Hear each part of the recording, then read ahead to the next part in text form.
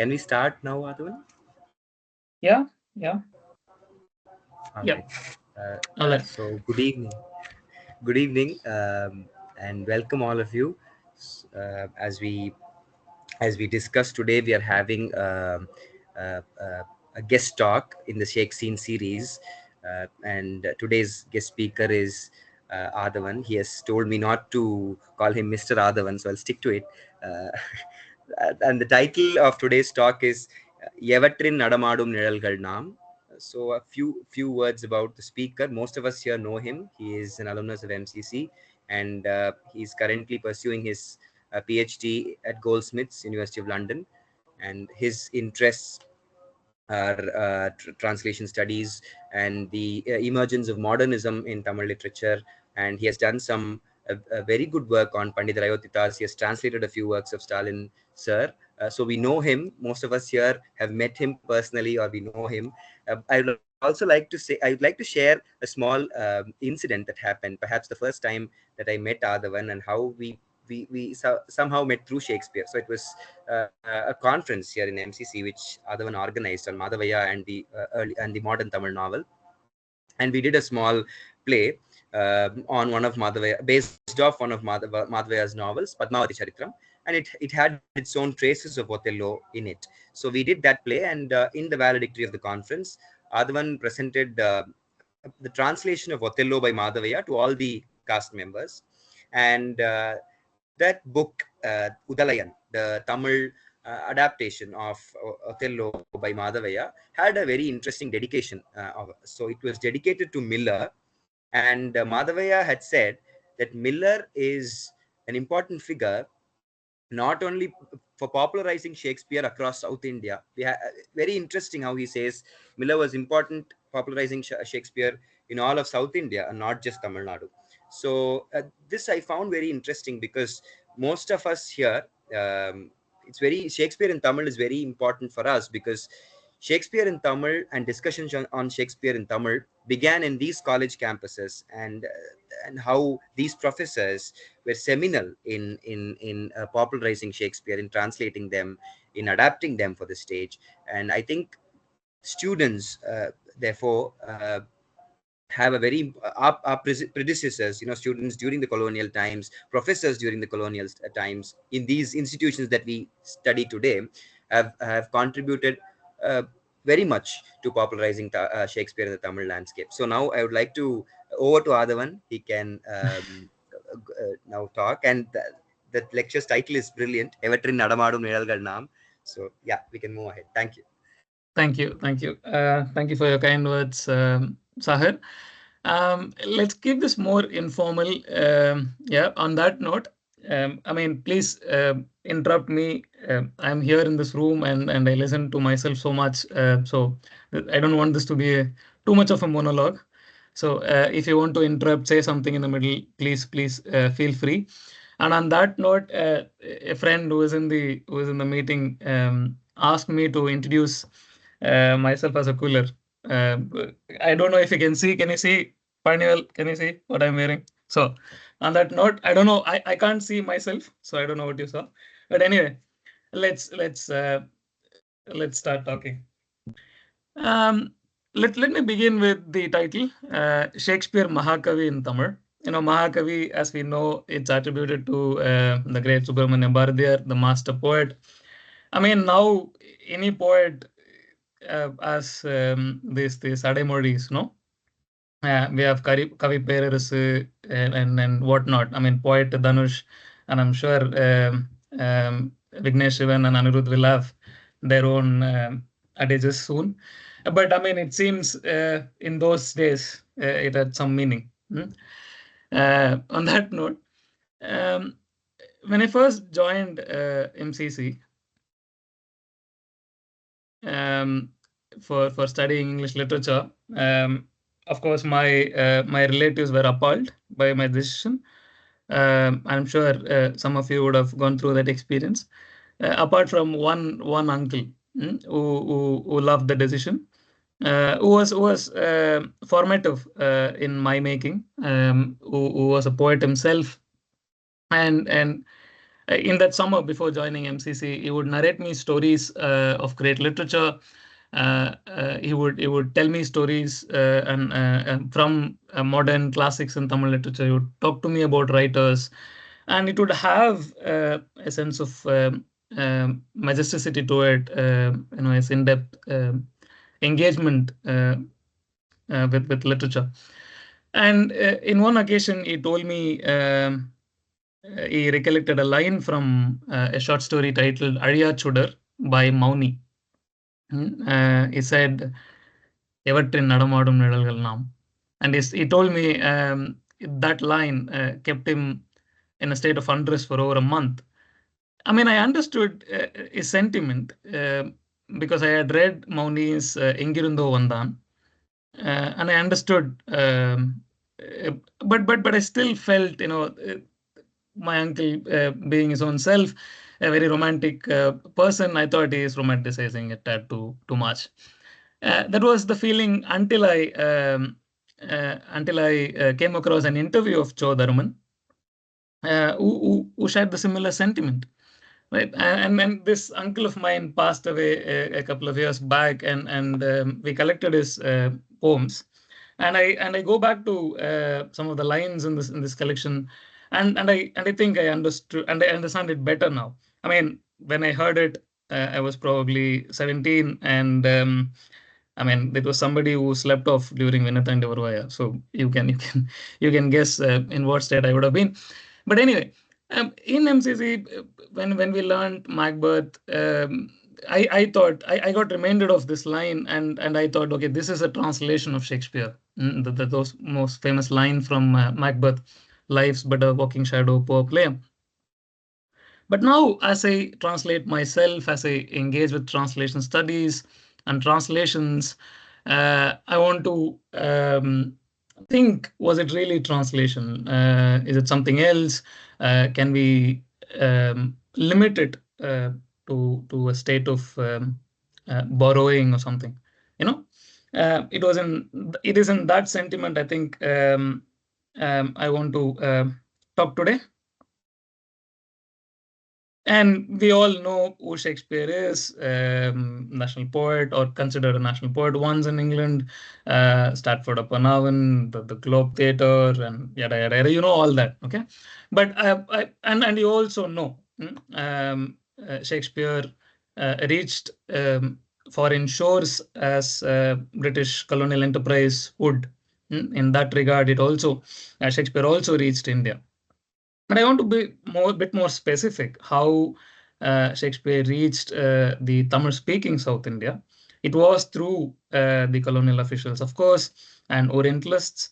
And in 1812, F.W. Ellis starts this college called Fort St. George and Madras Literary Society, right? And in the so this institute was a place where colonial officials would study.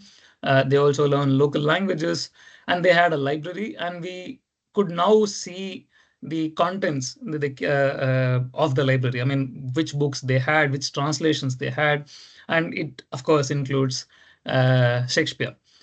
Now, in 1854, following one Wood's dispatch, quote unquote, native students were admitted into these institutions, and students were taught literature, grammar, English language, among other things, right? And to teach these kids, as well as the colonial officials, the erstwhile Tamil Pulavas became professors, as Venkatachalapati would put it, and they created textbooks, syllabus-based education textbooks, and these textbooks were simple prose stories, for which folk tales were collected, such as Kada Sintamani, Kada Manjari. They were translated, Panchatandra stories, Aesop fables, and similarly, Shakespeare was also translated in simple prose. And of course, they were not actual translations. They were adopted from Lamb's version and several other abridged versions, right? And in advanced classes, students read Shakespeare, and they were taught by missionary professors like William Miller, as Sagar mentioned, and these students learned Shakespeare firsthand by Shakespearean scholars. For example, Miller wrote extensively on Shakespeare, taught Shakespeare, and and his pieces, his essays, appeared in Madras Christian College magazines. And apart from the from the college syllabus and textbooks, the newly emerging public sphere also had print sphere also had interest in Shakespeare. Magazines would publish stories from Shakespeare, moments from Shakespeare, and all that, right? And these students would go on to write original works, but also translate. And when they translated and published them, they dedicated them to their professors. For example, Miller dedicates his translation of Othello to Madhavaya dedicates it to Miller. T.R. Salasalochanam, who also studied in MCC, dedicates his translation of Cymbeline to Miller. J.H. Stone, very interestingly, was a professor of English and principal of Presidency College. He made his students enact Midsummer's Night Dream as Naduvenir Kanavu in Tamil.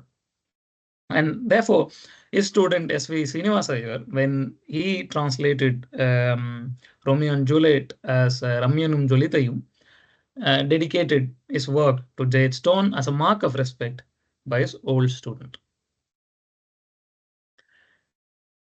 Apart from these, translations abound in the period, in the late 19th and early 20th century. Again, I use the word translation in its broadest, all-encompassing sense. There were adaptations, appropriations, renderings, transcreations, you name it, right? And very interestingly, the title pages have terms such as Tamil Amaippu, Mozhibeyarpu, Tazhuvalakam, Tamilakam, and so on. Very interestingly, again, I use the word interesting so many times because they are Merchant of Venice being translated as Venice Vartagan by not one or two, but at least 7 to 8 translations are found. Again, in varying degrees and various forms. Some are abstract versions, some are abridged versions, some are detailed, some follow the actual dramatic language and all that. Therefore, what happens is, as you like, it becomes Virumbiya Vidame, Macbeth becomes Magapati, Hamlet became Amaladithan, Cymbeline, which was translated thrice within the first decade of 20th century as Sarasangi, Cymbeline, and Cymbalanathan, right? And what now is lesser known play were also translated and read. Plays like Coriolanus, Titus Andronicus, Two Gentlemen of Verona. They don't form today's Shakespeare studies papers. We don't read them, but they had some interest in those times, right? And this venture of understanding Shakespeare, reading Shakespeare, in one sense or the other, engaging with Shakespeare, had a Tamilizing attitude to it, right? So as to make the unfamiliar familiar to the emerging reading public. So what happened was characters were localized, names would be changed, plot would be altered. If it's an historical play, if it's set in an historical city, that would become Madurai or Tanjavur or somewhere in Ilangai. Historically, what is associated as historic Tamil places, right? And in title, just to avoid confusion, to make it more reachable, right? They were named after the characters. Viola Charitram, Rosalind, Miranda, they all the characters become play names as well. Very interestingly, again, Tempest, for example, it was translated so many times. In fact, I listed out from different sources, not all my own work, from secondary sources. We could almost get 180 to 190 translations of varying degrees in the last 200 years. And we generally think Shakespeare didn't have much of an impact in the literature proper, but I think we need to rethink that in a different way. I'll come to that in a bit. Tempest, for example, translated thrice. Prasandamarudam, which is not exactly a full-length translation. Suravali by Indra Parthasarathy is a full-length translation, but he calls it Tarvalakam for reasons, for good reasons. And Swami Vibhulanandar in his book has translated sections of Tempest. The title becomes Prasandamarudam, Perum Puyar Sarithai, and Suravali. Ariel becomes RA and Bhavanavegan or Maruti. So you see here again, there is this grappling of how to understand the angel figure. Is it feminine? Is it masculine? One thinks it is the former, and another thinks it's the latter. And then Captain becomes Megaman, Miranda becomes Muthukanni, and Prospero's Island becomes Manipallavam. Manipallavam, as you know, is an island that appears in Manimekhalai, right? Now the strange island becomes Manipallavam, which you have heard somewhere, right? You also get this sense when you read Kalki's Sivagami and Sabatham. You get a sense of this traveling and moving to islands and sea travels. It reminds us of both Manimekhalai and Tempest. Very interestingly, Caliban in all three translations carry a weight, carry some weight. Caliban becomes Kalyan. Of course, there is this sound element which makes it possible. Vibhulanandar makes Caliban a Vali Mugan, so as to reflect his character. I don't know what he would have done if he translated Wuthering Heights and Heathcliff. And Indra Parthasarathy translates Caliban as Karupan. Now, RA and Karupan and Kalyan, if you know how the public sphere engages with these words, right? Kalyan, Kali, and in a very negative sense. Now, I would want to give Indra Parthasarathy the benefit of doubt because Caliban is an indigenous person, therefore it's Karupan. There are multiple things at play here, right? And in some cases, translators have become creators as well. For example, in Sarasangi, there is this element of incestual relationship. So what it does is he introduces a character, a queen's mother, who would then be a queen's brother, who would engage in a love. So making it proper. But again, this is such a regional thing, where for Tamils it's usual to marry first cousins. But imagine if even within India, imagine somebody from the north reading it, they would be appalled. It is as incestuous as other taboo incestuous relationships would be, right? And that is how plays got regionalized, Tamilized, right? And these translations involved local proverbs, stories. For example, what Pammal does is unique. He says the play he penned, Kalvar Talaivan, is the first tragedy in Tamil. And Kalvar Talaivan, bandit thief, takes I've not read the actual play, but seeing the summary, it feels like a ballad story, a balladeer hero, but also drawn from Macbeth, right? For example, in Nadesha Shastri's translation of Measure for Measure, Isabella says, உன் பிராணனை விட உன் தங்கையின் மானத்தை குறைவாக எண்ணினாயே, உனக்கு ராவணனைப் போல 10 தலையிருந்த போதிலும் அவைகளெல்லாம் ஒவ்வொன்றாக வெட்டப்பட பார்ப்பேனே அல்லாமல் அவைகளில் ஒன்றையேனும் காப்பாற்ற என் மானத்தை இழக்க மாட்டேன். If you read these lines, you wouldn't make out it's from Shakespeare, but that is how people translated and engaged with this kind of lingual practice, right? And Vibulananda, Swami Vibulananda is an interesting character in the whole range of translators or people or scholars who engage with Shakespeare. I think it was in the 23rd Madurai Tamil Sangam event, he presents a paper which then becomes a book uh, titled Madanga Sulamani, where he talks about Nadagat Tamil, play Tamil, and he compares 12 of Shakespeare's plays with Maypardis and Tolkappiyam. Maypardis, நகையே அழுகை இழிவரல் மருட்கை அச்சம் பெருமிதம் வெகுளி உவகை என்றே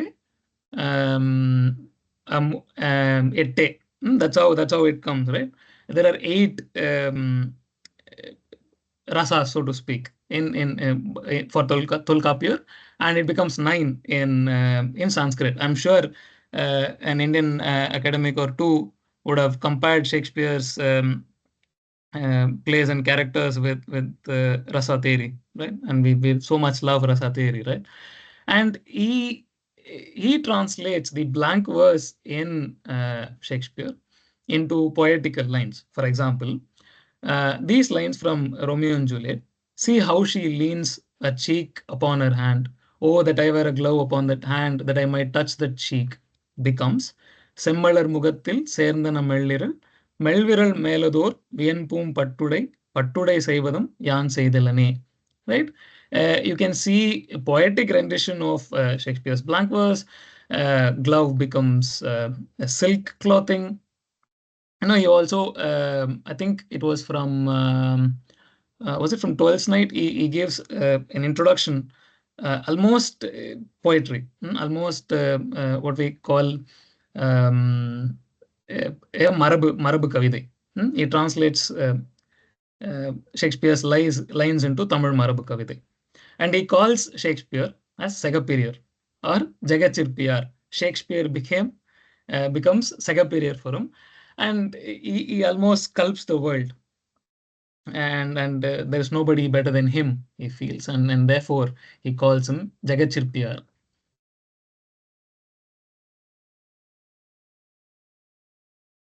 This way, Shakespeare was read by Tamil scholars, students who got to study in these institutions, and also could afford books. I mean, if you saw if you notice in one of the pictures, the prices would suggest it was accessible. It was few annas that could be that was disposable, right? And Kana Subramaniam recollects his own grandfather reading and reciting soliloquies and speeches from Shakespeare's writings. And all the important scholars of this time were engaged with Tamil Renaissance movement, as well as political movement. Surya Narayana Sastri, Tiruvika, Satyamurthy, C.N. Annadurai, Karnanityan, Satyamurthy were the premiers of Tamil Nadu as well. And in the mid 20th century, you had great writers like Kana Subramaniam and Pudume Pittan engaging actively with Shakespeare.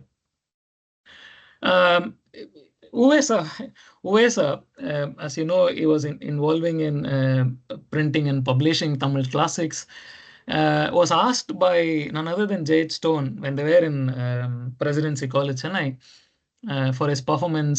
Uwesa reads the script and helps him with the translations, and he feels he wants to translate Shakespeare. But then he was, I think he was engaged in Purananuru publication, so he felt, okay, he has some other things to do, or else we would have seen Uwesa's version of Shakespeare as well, right? And among these popular figures was one defining figure who would read Shakespeare as a kid, Lamb's translation, Lamb's version, of course, but the impact was so much that that he wanted to do Shakespeare.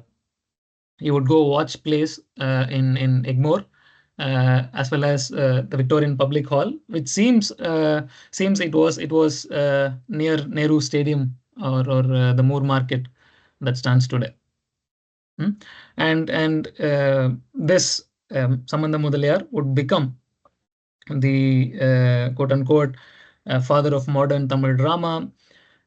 He would start Sugana Vilasa Sabha in 1891, an amateur play troupe who would dramatize Shakespeare. So from reading Shakespeare, you have the performing Shakespeare in Tamil. And he recollects how he read them, translated them, how he adopted them in his works, Yenadanaadam Medai Kurippugal and Nadaga Tamil. And there are also 5 volumes of his works edited by Ko Pazhani, the Tamil professor in Madras University. You may also take a look at them.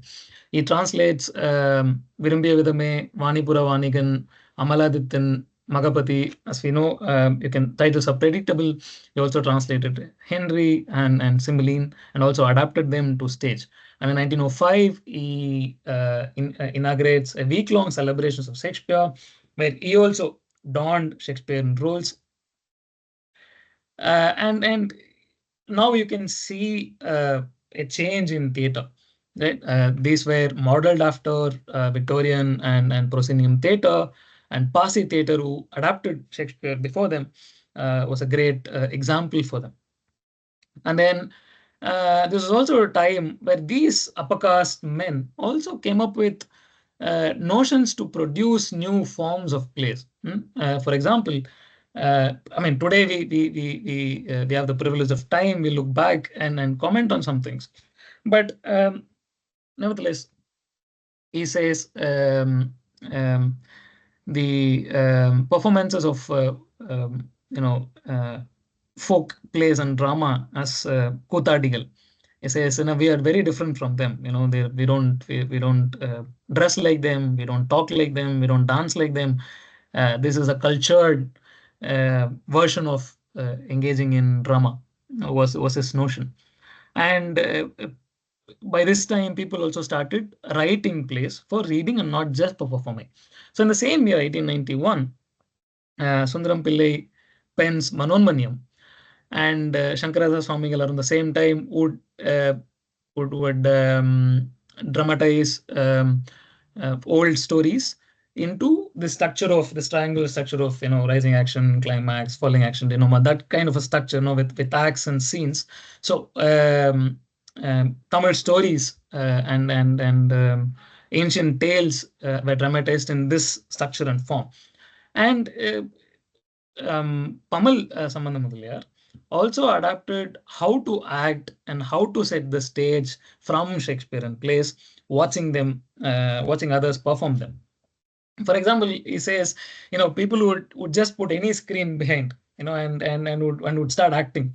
We could have seen it ourselves, in Kadani Veda and Poopu Neeratta Veda and all that. You'll have wildlife scene in the carpet behind, so such was the case. But he says, no, you need to have a dedicated background for it. It has to suggest that the scene is set in a court hall, the scene is set in a forest, and so on.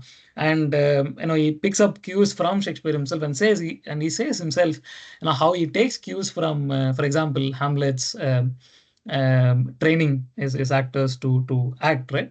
And he says, he gave the same instructions to his performers. And Duresami Iyengar, seen on the left, right? He translated Love's Labour's Lost as Chitrangi அல்லது கைகூடாத காதல். And he acted exactly as mentioned in the text. He didn't innovate. He didn't do anything. He said what needs to be done. Pamal almost sounds like Pep Guardiola of the time.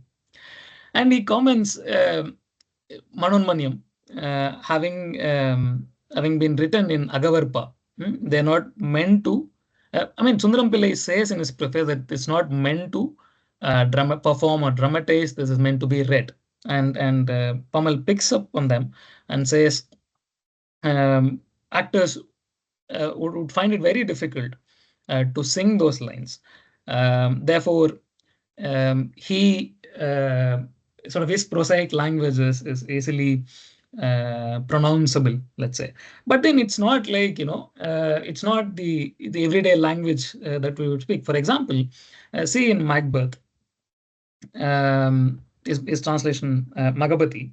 Uh, Towards the end, uh, I mean, after everything becomes meaningless, Macbeth says, "Manida வாழ்க்கை முட்டாள்கள் வணைந்து வைத்த கோர புன்னகையாம்." See, that situation, what you and I will say is, இதுக்காடா இப்படி என்ன வாழ்க்கடா இது, would be even if we are kings and great warriors, that's what we would say, and not these grand lines. But such was the prosaic language of the time, both in prose texts as well as the prosaic language we find in dramas. Now, this dialogue would also remind you of old black and white films where they would talk like this. As kids, as a kid, I thought, just like in black and white, you think in those days there was no color, there was only black and white. We also would have thought these people spoke in that language, right? And that brings me to none other than the Simha Korolon, the one with the lion voice, the performances in cinema. Now, scholars have talked about Shakespeare and cinema enough. Theodore Bhaskaran, Swarnavel Iswaran, Ganesh sir of the area department, they've all written on Shakespeare and cinema. To summarize, you have Romeo and Juliet explicitly enacted in Ambikapati. As you can see in the background, Tyagaraja Bhagavata's depiction of Romeo and Juliet. And these films either adapted the entire plot or stylized, used one or two moments, or they fashioned characters after Shakespearean plays. And in some films, you also have one or two scenes. They don't do anything much to the plot itself, but then it's from Shakespeare, like Priya, Anbu, and all that. I think in Priya you have a scene from Julius Caesar, if I'm not wrong, right? Now, this is one part, and this is fairly apparent, right? You can see them, but there are also interesting ways of uh, looking at how stories translate, how um, tropes become tropes, right? For example, you take this scene in Shivaji Ganesan's Ambikapati, where Shivaji Ambikapati, who was a son of a poet, Kambar, and there is a love between him and Princess, who was a daughter of the Cholan king Kulothungan. Now, the king Kulothungan commissions Kambar to write Kambaramayanam, to compose Kambaramayanam. And in the process of composition, on one day, the king comes to Kambar's place with his daughter, and he wants to hear, now how is it going? And he wants to hear some lines. And Kambar starts reciting and singing from his composition. He says, "Annalum nokinal, avalum nokinal." As he is reciting this line, Amaravati sees Ambikapati. Ambikapati walks down from the stairs. In that moment, as Annalum nokinal, avanum nokinal, they become Ram and Sita themselves. On your left, you can see Ambikapati becoming Raman. On the right, you can see Amaravati becoming Sita, and then the balcony is also reversed. Now, see, in this moment, in this moment, you see Ambikapati seeing Amaravati, Raman seeing Sita, and Romeo seeing Juliet, right? And Romeo and Juliet is a love story. It's universal. I think we all love doomed love and unrequited love. As all happy love or alike, but every unhappy love, every contestation to love comes in its unique way, right? And in that way, the universal conception of love becomes contextualized. Now we have Ambikapati and Amaravati. You have Shirin and Farad in Persian literature, and this is a trope that endures in life and literature. And we have our own contestations to love, where love between two people isn't just love. A partnership between two people is not just about them. Therefore, the problems between two families becomes so easy to relate to, right? We always have caste and class and stature, family position. They all play a role when it comes to love, being becoming love becoming unmarriageable, so to speak. Now, this trope uh, travels in cinema as well. Seeing one and the other in balcony, and it's enduring. You can give too many examples.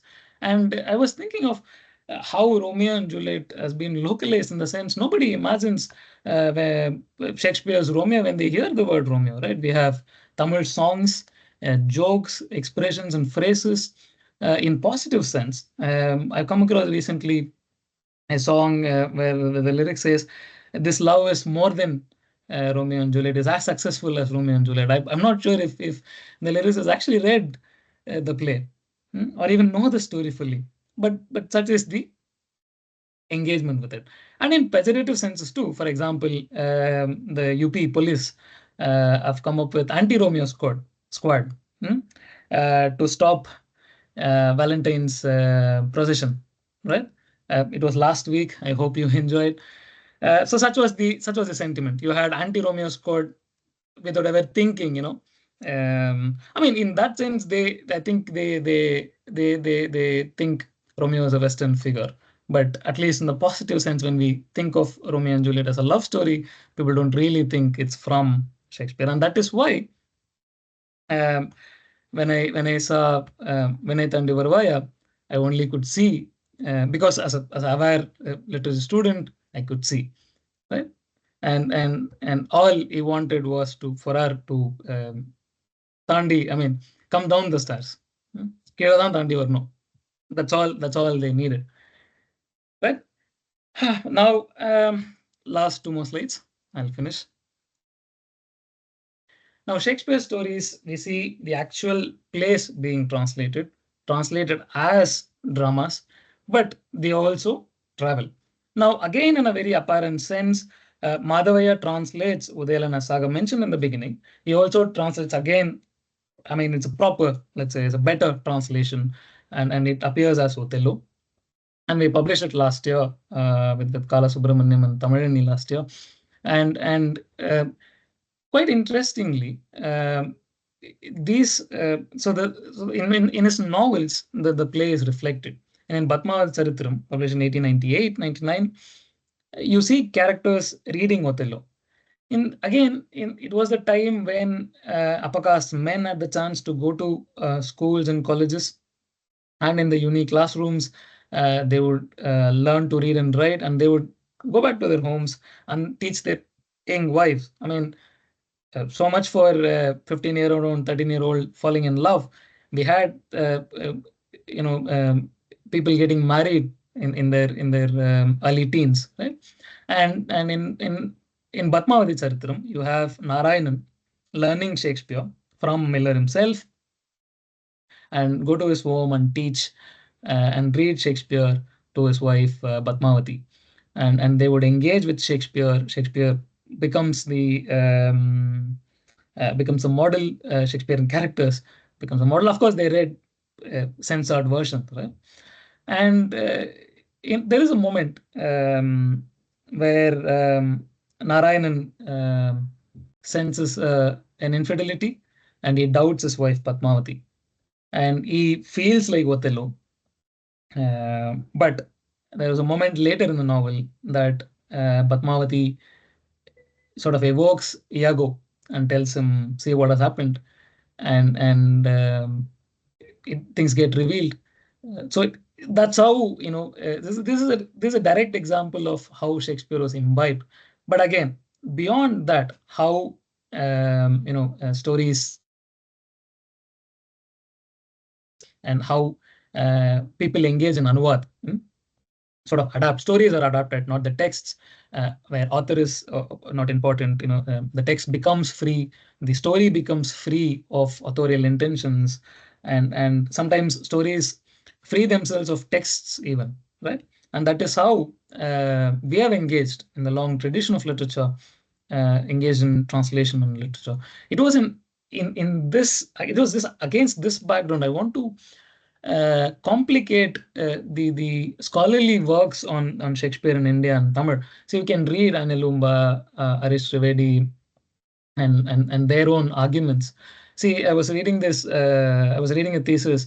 It's titled "Bastardizing the Bard" or something, where this researcher begins with Miller's works and says, see, Miller has acted as a colonial agent, reflecting Macaulay's statement of producing Indians in color, but Western in sentiment and all that, right? But again, what this framework misses out is a Tamil agency, both in the public sphere, in their writings of dramas and novels, but also in the very understanding of what they did.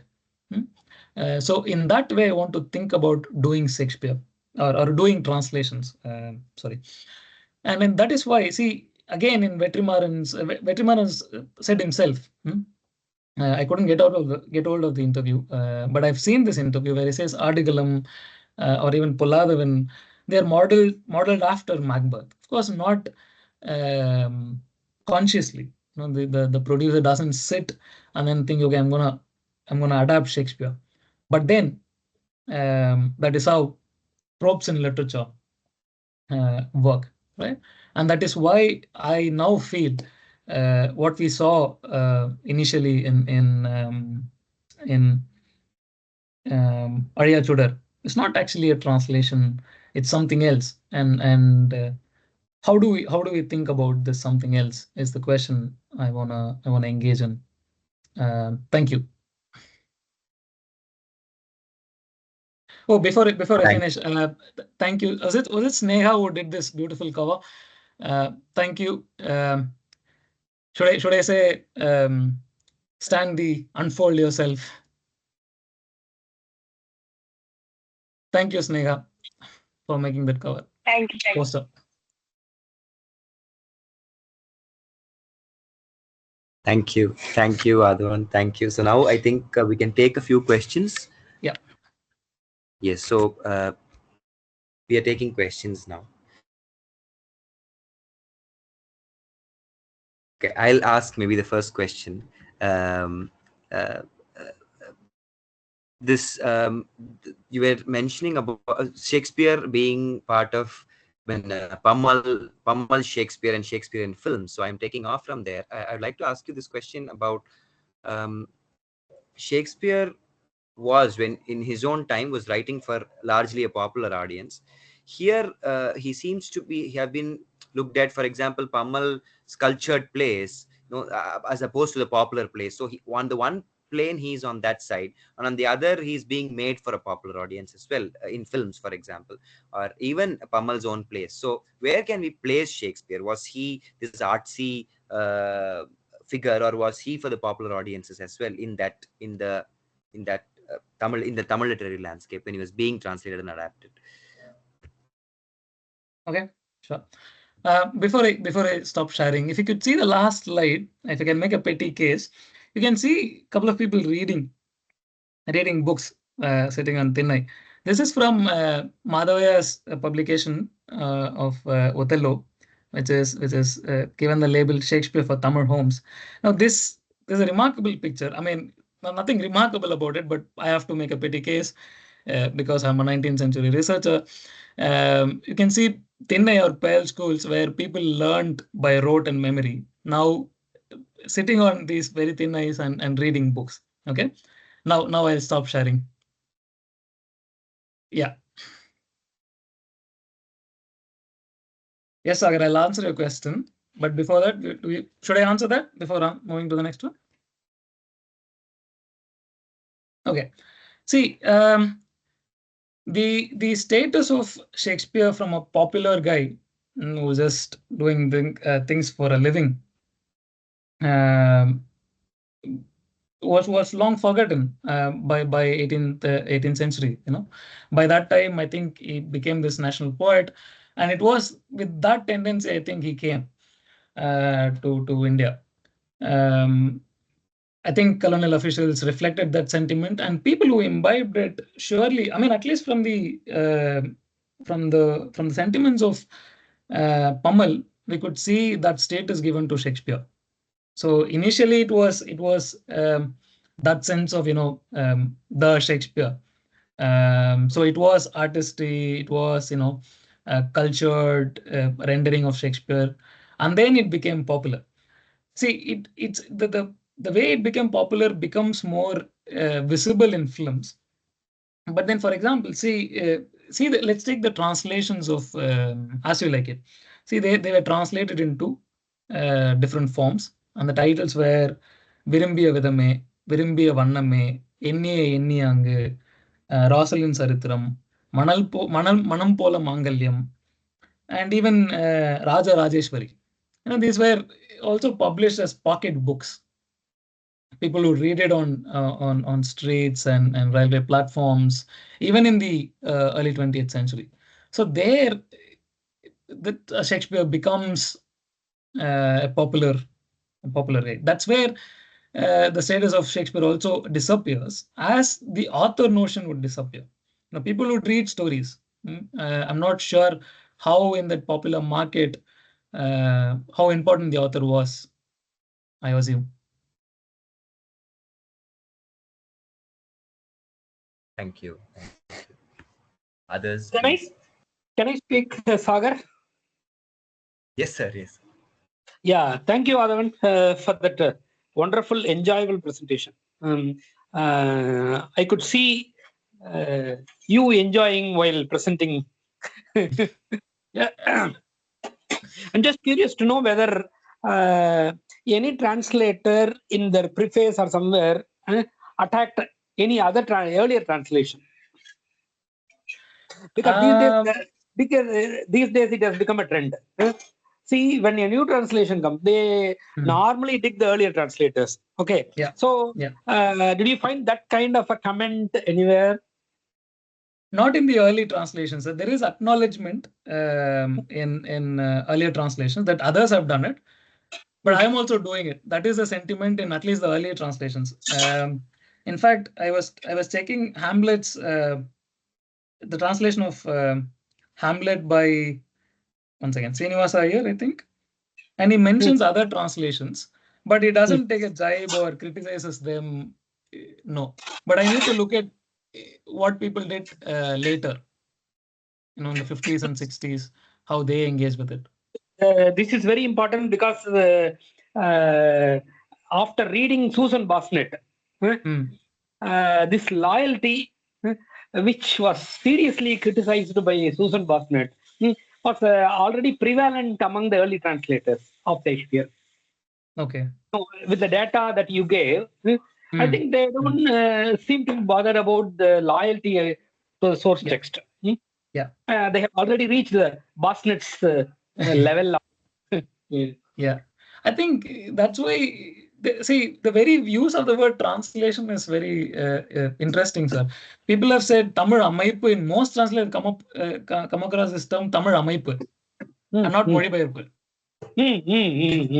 And தழுவலாக்கம்,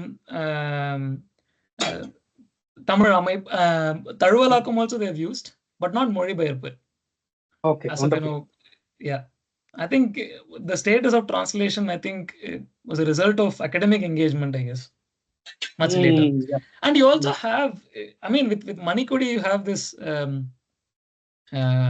notions, no, where one writer going after the other, Pudhumaipithan going after Kalki and all that. I think that's where it becomes, and then Kanasu takes it to a different extent, right? And I think that's where the status of translator and author becomes much more important, I guess. Okay. Thank you.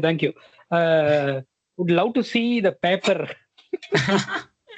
I mean, if I don't know how many of you guys know, I went to sir to do a PhD first, and then he gave me Shakespeare in Tamil, and I was utterly uninterested for more than a year. I remember after a year or so, in one afternoon, COVID afternoon, he called me and said, "Okay, you have been working on everything else but Shakespeare, so let's just make Shakespeare as a part of a chapter and not the whole thesis." Now, So it is a tribute to Alagarasan. no, now it's a section in one of my chapters, sir. Okay, very And good, very good. yeah, yeah. Thank you. Thank you. We have a question in the chat box. Yeah, sure. I'll read it out. Sure. R.A. Sir once mentioned the blend of Shakespeare and Terukuthu in the post-colonial context. I remember him talking about how Shakespeare was localized to be catered for rural audience. Can you brief about Shakespeare's influence in Terukuthu or vice versa? Nope, I am terribly informed about this. Neither do I know anything about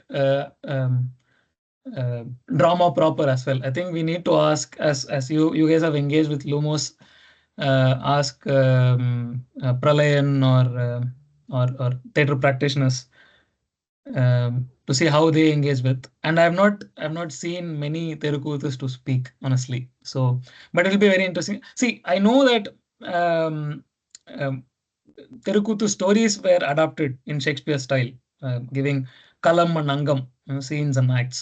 That much I know, but I don't know. I need to work on that. Thank you, Vikram.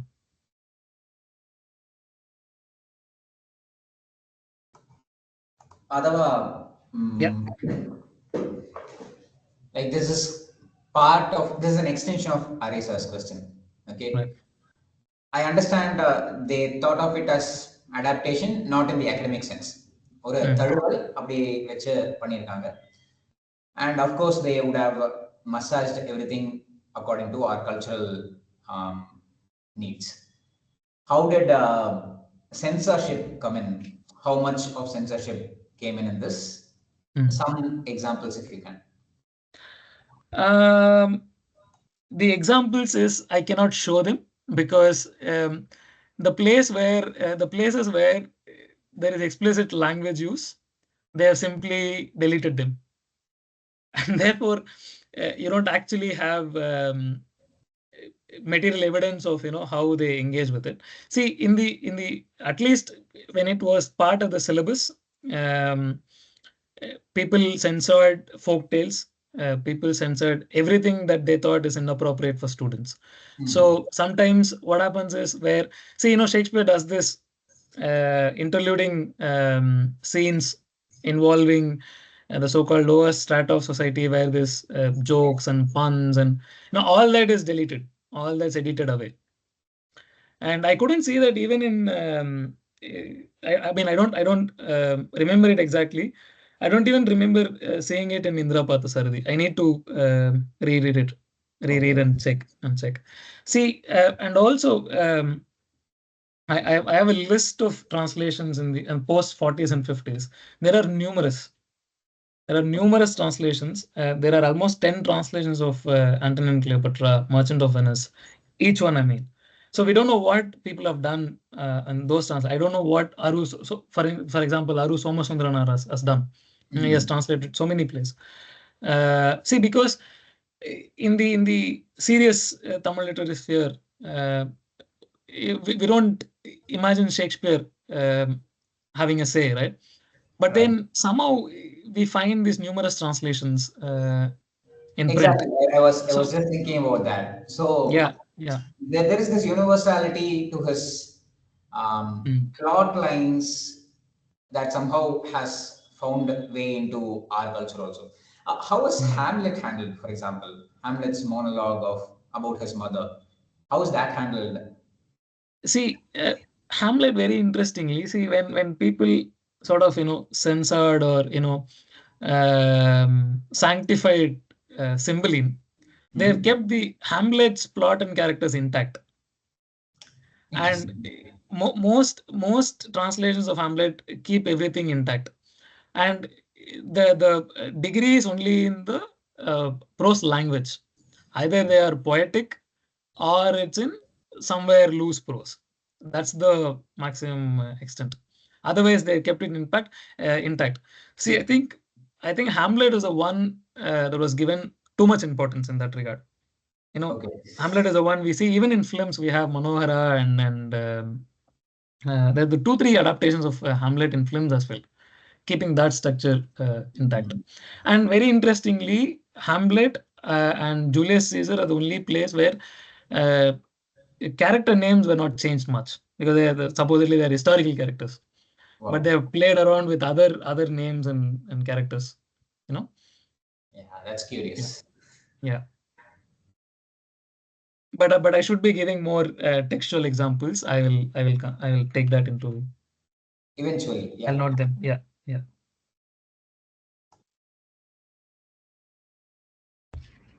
Aadhavan, that was a really great talk. I have a quick question about the naming pattern itself. Ambalanathan, was it Simpanathan also?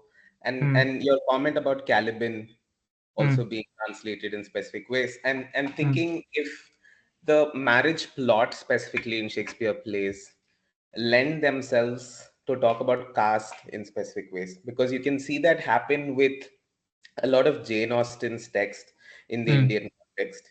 I mean, we have the classic case of Kandukondin also doing something about that, where there's something about the marriage plot that lends itself for different ways of engagement in the Indian context. So could you speak a little bit about maybe the surnames and how that maybe talks to caste, or something like Romeo Juliet being so much about people belonging to different families and the opposition being about that? Has there been something around that you've noticed that's interesting?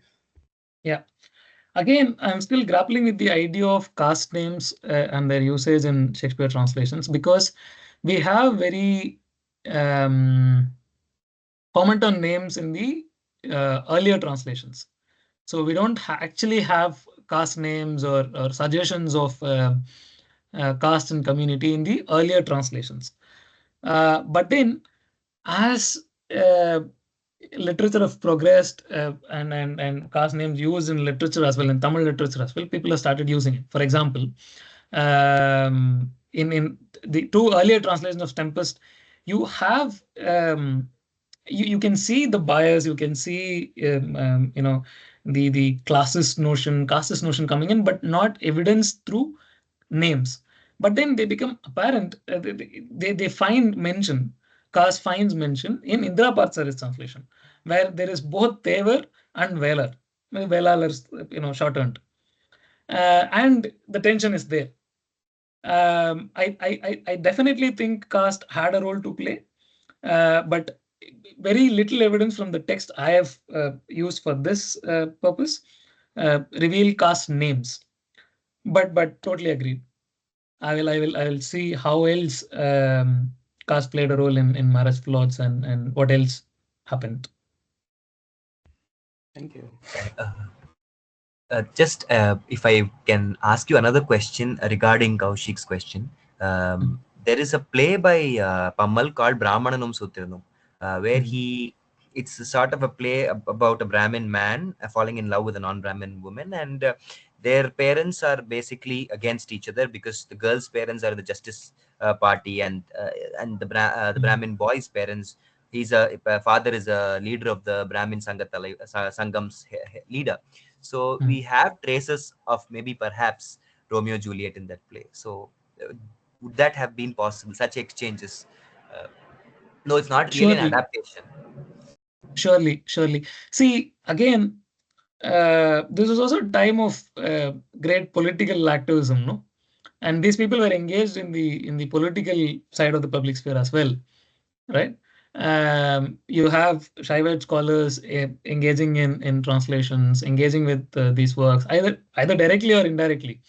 Be it Marimalai Adigal or Surya Narayana Sastry, were professors in colleges, but they also had involvement in political scene. So they know the implications of using caste directly in writing.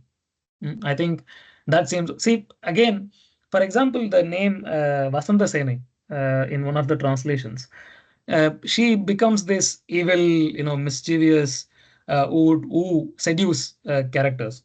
See, in the plays of Dravidian playwrights, for example, what they did with Manonmaniam in their films and play directions. She becomes the Aryan woman, and the king becomes Dravidian king. The same pattern you see in Iranian Kadai, that Bharatidasan gets involved in. Surely there is caste and class implications, but how much is explicit, how much is crucially excluded, but it reveals itself, seems to be studied. I think we need to spend more time on that, I think. Yeah. Thank you. There's another question in the chat box. Were the figures who were involved with Shakespeare in Tamil in dialogue or exchange with other figures across India, like from Telugu or Bengali, or was it a very isolated practice? Definitely, they engage with one another. Thank you, Someone with Achala, for that question. See, because this period was a very multilingual Madras. For example, Pamal Sambandha Mudaliar watches Telugu versions of Shakespeare being adapted. And even adaptations in English by Indians, and is either engages with them or is unhappy with them. And what happens is you also engage a great deal with Pasi theatre. So definitely not an isolated practice. In some moments, in some of the plays of Pamal, you see Telugu characters coming in, and they would speak in Telugu. And the audience would be composed of both Telugu and Tamil people, at least in Madras. I'm sure the scene was very different in different cities, but at least in colonial Madras, it was very metropolitan in that sense, where different populace participated in this. So I'm sure it was in engagement with one another. See, and this was not especially to dramas alone. See, if you take the case of novel, Madhavaya was a pioneering um, Tamil novelist, had engagement with Marathi novels, with Telugu novels. Vedanayagam Pillai, the first Tamil novelist, had a close relationship with the first Telugu novelist, Kundaguri Veerasalingam, who would write Rajasekhara Saritram. I mean, there is conversations whether that was the first Telugu novel or not, but you can see this was the happening. And see, Kundaguri Veerasalingam was a social reformist, was working in Rajamundri, comes to Madras, and he was part of the Madras School Book Society. He was a director at some point. So these men were from different parts of South India, at least, but they also were part of the same social milieu. They belong to same castes. Yeah, so definitely there was engagement. Thank you. Hi, Maybe Aadhavan. Hi, Sultana. Thank you for coming. Hi. No, thanks for letting me listen. What now looks like a huge archive of Shakespeare in Tamil. Lot to be done, in fact. I have two kind of, not really questions, could be comments also. One, while you were presenting, I was thinking there seems to be a certain kind of smooth transition of bringing Shakespeare in Tamil, at least from the chronology that you're looking at. Or what it feels like could be also my misunderstanding. I was thinking at how do you understand ruptures that might be happening in this. One, it could be in terms of printing. I mean, delays in printing, prints not getting. I mean, again, censorship could be another part. The other interesting thing I was thinking is how does Shakespeare's name get sustained throughout these printing process or even in the popular process, because eventually what we are also looking at is that Shakespeare's name comes down as much as possible, and the work whichever is being now presented, Othello, Macbeth, I mean the work getting a name, a superstition compared to the writer's name. In fact, I mean, when it comes to the popular, it could also be an overthinking, but I'm thinking it might be interesting to look at what could be the ruptures that happens in this history of Shakespeare in Tamil.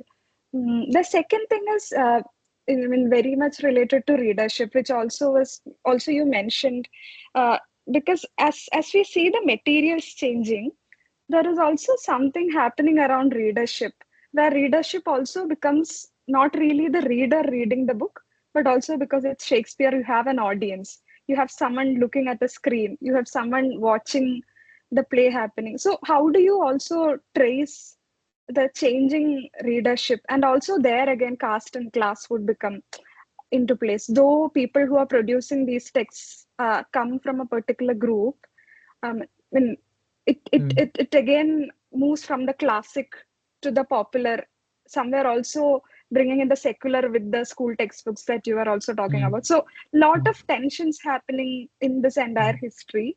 Yeah, I mean this is not a question, just certain thoughts that I had. Yeah. Thank you, Sultana, as always. I mean, to others, Sultana is a researcher working on in JNU, working on early reading cultures.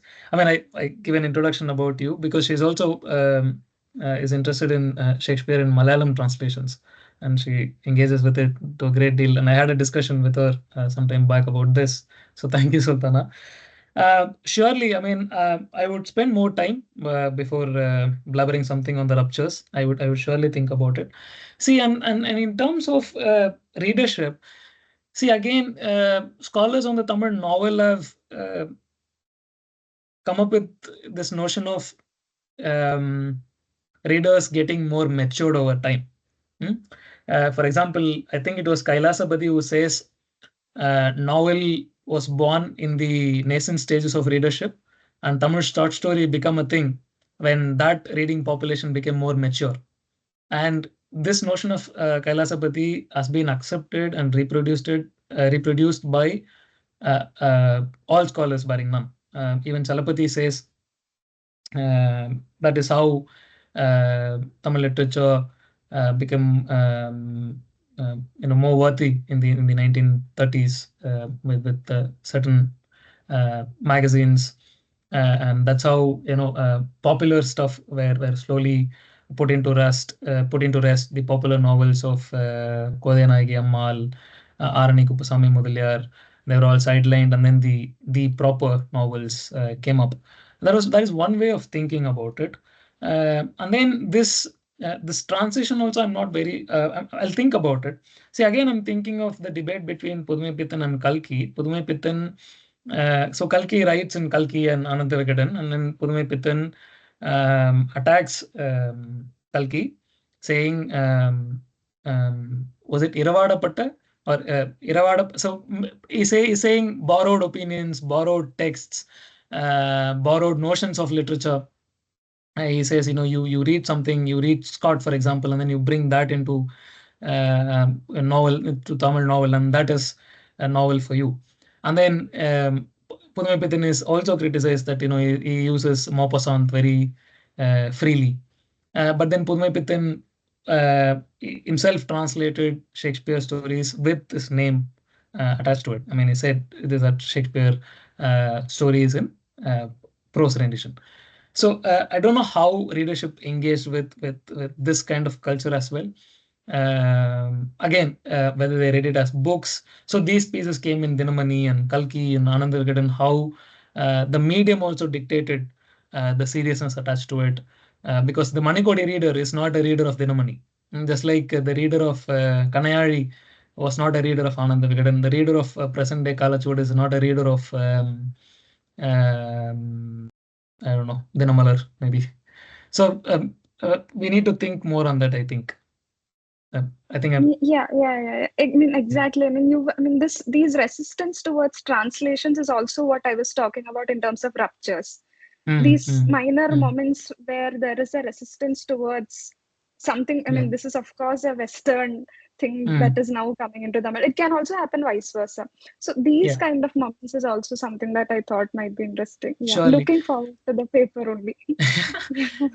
I don't know. See, but surely one thing I'm very sure is that this Western thing coming here was not a part of decolonial sentiment or post-colonial sentiment. I mean, it must have been there, but not to the extent of what post-colonial scholars might want us to believe, is what I feel. At least we don't get any material evidence to think like that from Tamil scholars, at least, is what I feel. Thank you. Thank you. Anyone else? We can take a couple more questions, perhaps, if Aadhavan is okay. Yeah, yeah. Anna Vanakkam, this is Shweta. Hi, Shweta. Shakespeare tragedies were often adapted during the 17th century. அது வந்து ஒரு revival of Shakespeare அப்படின்னு அந்த 17th சென்ச்சுரியில சொல்லுவோம். நான் British லிட்ரேச்சர்ல நான் படிச்சிருக்கேன். அது வந்து வித் பாசிட்டிவ் ஒரு ஹாப்பி எண்டிங்ஸ் வரும் அப்படின்னு நான் சொல்லி பார்த்திருக்கேன். லைக் எக்ஸாம்பிள் நாகம் டேட்டோட கிங் லியர் 1681 டெக்ஸ்ட் சாரி 1681 டெக்ஸ்ட்ல வந்து கிங் லியர் வந்து எல்லாத்தையும் ஏத்துக்கிட்டு வித் ஹாப்பி எண்டிங் வரும். Truth and virtue shall at last succeed அப்படின்னு வந்து எண்டிங் கோட் வரும். அப்போ வந்து அந்த கார்டீலியாலாம் வந்து எட்கரை கல்யாணம் பண்ற மாதிரி இந்த மாதிரி அவங்க ஸ்டோரியே வந்து லாஸ்ட்ல வந்து ஹாப்பி எண்டிங்கா வந்திருக்கும். அப்போ I have the doubt in any Tamil adaptation have the genres been change. இந்த மாதிரி ஆடியன்ஸ்க்காக இல்ல வேற ஏதாவது கல்ச்சுரல் திங்ஸ்க்காக இவ்வளோ ட்ராஜடி வேண்டாமே இல்ல இவ்வளோ நம்ம ஆடியன்ஸ்க்கு வேண்டாமே அப்படின்னு ஏதாவது டிரான்ஸ்லேஷன்ல சேஞ்ச் அந்த ஜான்ரா சேஞ்ச் ஆயிருக்கா? இப்ப ட்ராஜடினும் போது டிராஜிக் காமெடியா இருக்கும் நாகம் டாட்டேயோட பிளே. அந்த மாதிரி எனி தமிழ் அடாப்டேஷன்ல இப்படி ஏதாவது இருக்கா அப்படின்னு கேக்குறேன் நான். Thank you. Yes and no. No, in the sense earlier adaptations or I mean earlier translations, quote unquote translations, we don't have that much liberty being taken. Meaning they do all sort of things, but they don't necessarily change the plot itself. But then I think in performances, people took that liberty. It always has to be Subham, happy ending. Now, again, I don't know which performances were these, but then surely they were, because Pamal reflects on this. Pamal says we don't always need happy endings, as Indian stories would have, and that's why he says he penned Bandit Thief after Macbeth. And there are also killings and tragedies and tragic comedies with a tragic ending all happened in the Tamil stage during that time. That's how much I can say now. Thank you, thank you. Yeah. See, and very interestingly now, in cinema now it is very difficult to have tragic endings. It doesn't do well in box office, producers fear. But then you see Shivaji Ganesan and Ambikapati, they both die, and the whole sort of Samraj sort of disintegrates. No, I think there was space there, I think. But thank you. I'll also rework and relook at some of the things.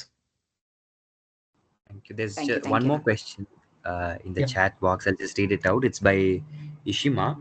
Other than adaptations, how Shakespeare has been adapted in other forms of storytelling other than dramas in Tamil literature sphere? I can't think of any. Again, we don't have, let's say, a short story of Shakespeare in Tamil. But then we see moments of Shakespeare, what we think as Shakespeare, aligning with tropes that almost always have existed in literature, let alone Tamil literature. So I think in that way, it will be interesting to see how stories and moments and characters circulated, like the case of Mauni, for example. But again, it shouldn't be a mere exercise of saying, okay, this is a Shakespeare moment here, this is a Shakespeare. See, if you check the internet, you have people saying Parithiviran is Romeo and Juliet. That because there is miscommunication at the end, one dies followed by the other, and Taming of the Shrew is seen in cinema. I mean, of course, you have Taming of the Shrew in MJR's and Rajinikanth and Kamal Hassan's film, where the hero, bred in a village, literally taming the heroine from city. You see in as recent as Padayappa. But again, it doesn't take much to say this is from Shakespeare, this is from that, this is the imitation of that. It doesn't take much to do that. So I don't know how to think about this.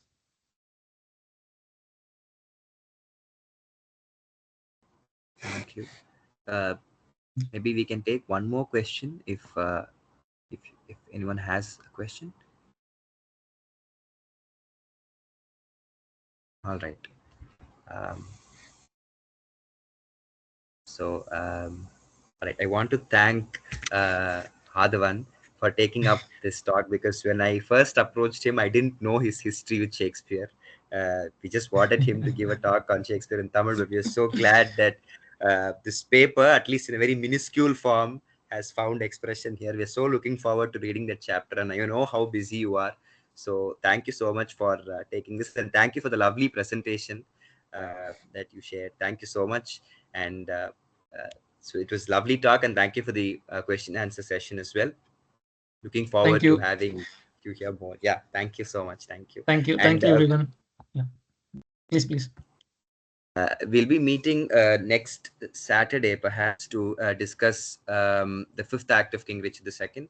So that'll be our next meeting, and other updates will be sent in the WhatsApp group, or you can follow the Instagram handle for more updates. So thank you all. Thank you, Aadhavan. Thank you all the participants.